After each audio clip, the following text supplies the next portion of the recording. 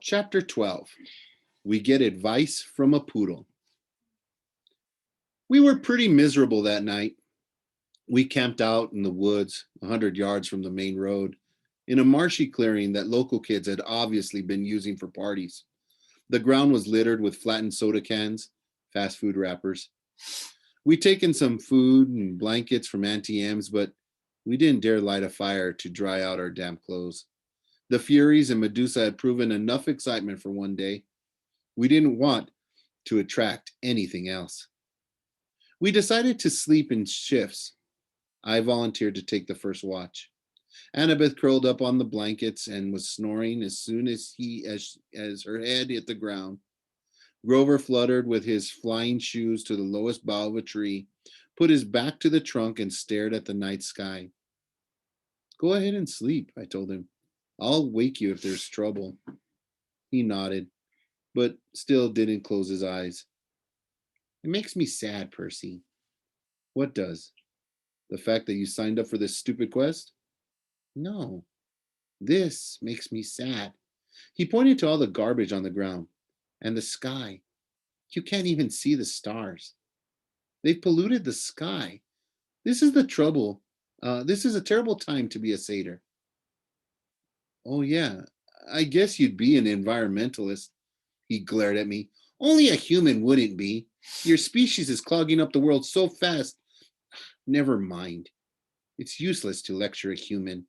At the rate things are going, I'll never find Pan. Pam? Like the cooking spray? Pan, he said indignantly. Pan. The great god Pan? What do you think I want a searcher's license for? A strange breeze rustled through the clearing, temporarily overpowering the stink of trash and muck. It brought the smell of berries, wildflowers, and clean rainwater, things that might have once been in these woods. Suddenly, I was nostalgic for something I'd never known. Tell me about the search, I said.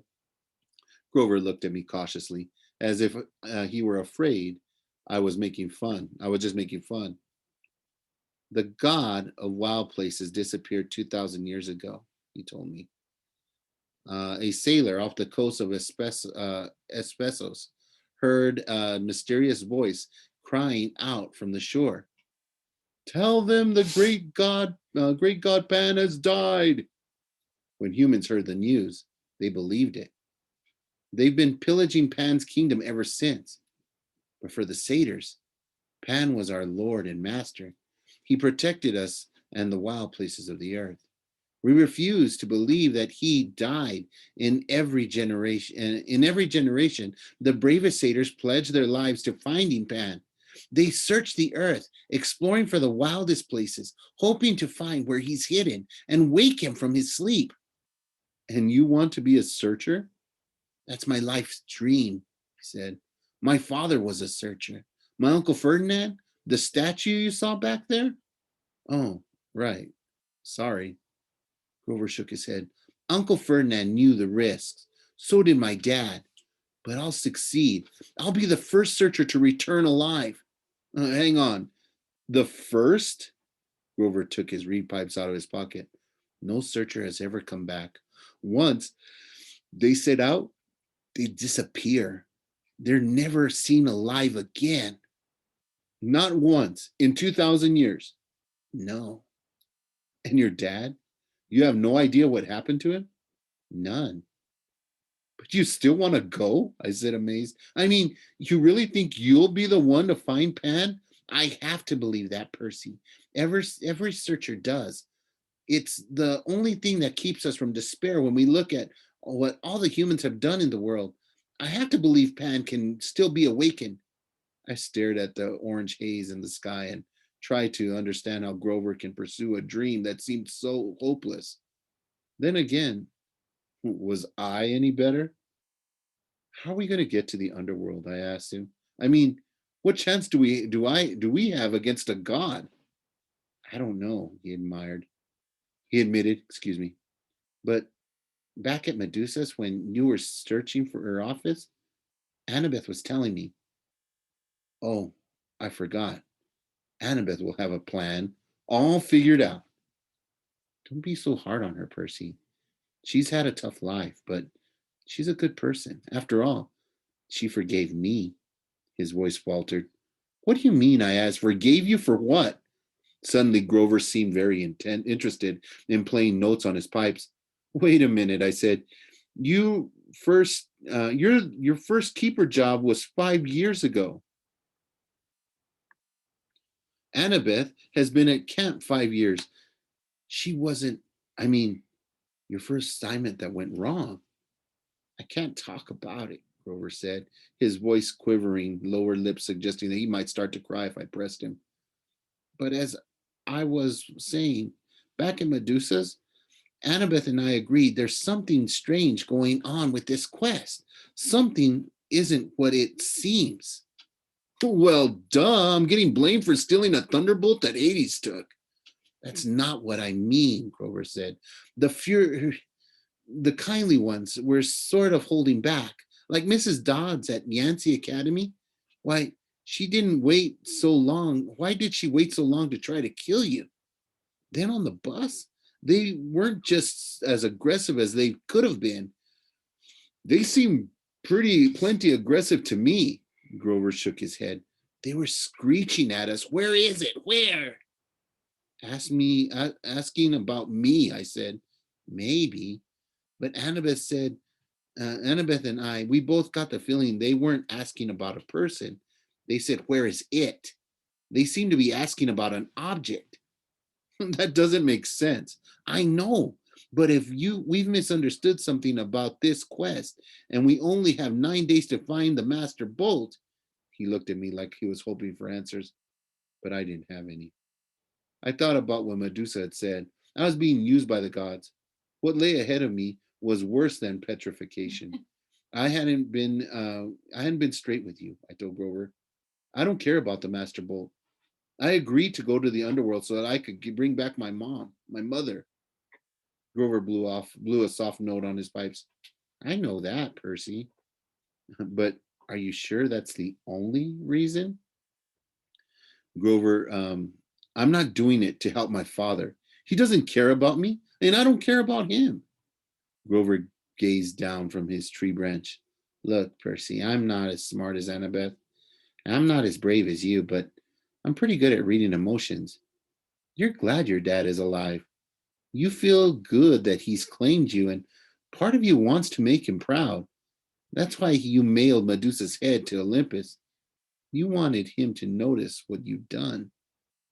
Yeah, well, maybe satyr emotions work differently than human emotions because you're wrong. I don't care what he thinks. Grover pulled his feet up onto the branch. Okay, Percy, whatever. Besides, I haven't done anything worth bragging about. We barely got out of New York and we're stuck here with no money and no way west. Grover looked at the night sky like he was thinking about that problem. How about I take the first watch, huh? You get some sleep. I wanted to protest, but then he started playing Mozart, soft and sweet, and I turned away, my eyes stinging. After a few bars of Piano Concerto number 12, I was asleep. In my dreams, I stood in the dark cavern before a gaping pit. Gray mist creatures churned all around me, whispering rags of smoke that somehow I knew were the spirits of the dead. Ugh. They tugged at my clothes, trying to pull me back, but I felt compelled. I needed to walk forward to the very edge of the chasm. Looking down made me dizzy. The pit yawned so wide and was so completely black, I knew it must be bottomless. But I had the feeling that something was trying to rise from the abyss, something huge and evil. Little hero, a mused voice echoed far down in the darkness. Too weak, too young, but perhaps you will do. The voice felt ancient, cold, and heavy. It wrapped around me like sheets of lead. They have misled you, boy, it said. Barter with me. I will give you what you want. A shimmering image hovered from over the void. My mother froze at the moment she dissolved. My mother frozen at the moment she dissolved in a shower of gold. Her face was distorted with pain as if the Minotaur were still squeezing her neck. Her eyes looked directly at me, pleading, "Go!" I tried to cry out, but my voice wouldn't work. Cold laughter echoed from the chasm. An invisible force pulled me forward. It would drag me into the pit unless I stood firm. "Help me rise, boy." The voice became hungrier. "Bring me the bolt. Strike a blow against the treacherous gods." The spirit of the dead whispered around me, "No, wake!" The image of my mother began to fade. The thing in the pit tightened its unseen grip around me. I realized I wasn't interested in pulling. It wasn't interested in pulling me in. It was using me to pull itself out. "Good," it murmured.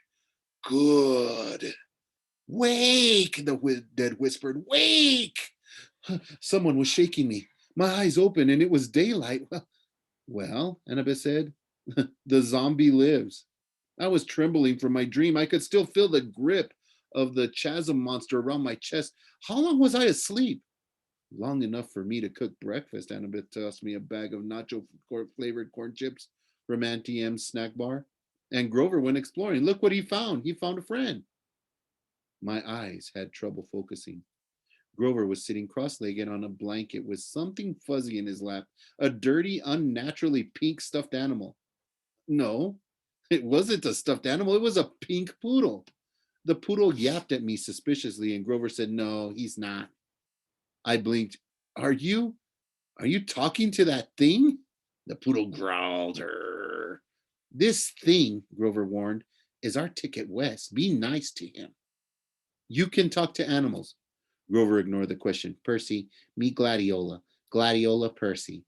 I stared at Annabeth, figuring she'd crack up at this practical joke that they were playing on me, but she stood deadly serious. "I'm not saying hello to a pink poodle," I said. "Forget it." "Percy," Annabeth said, "I said hello to the poodle. You say hello to the poodle." The poodle growled. I said hello to the poodle. Grover explained that he'd come across Gladiola in the woods.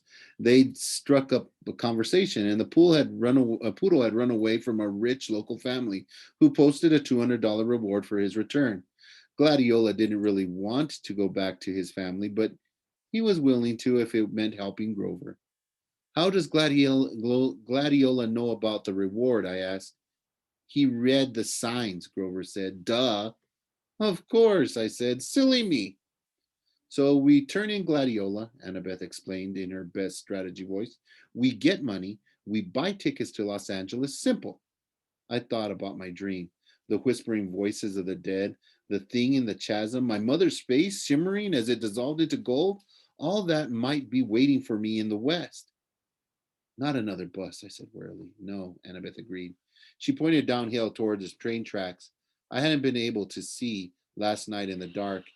There was an Amtrak station half a mile away. According to Gladiola, the westbound train leaves at noon.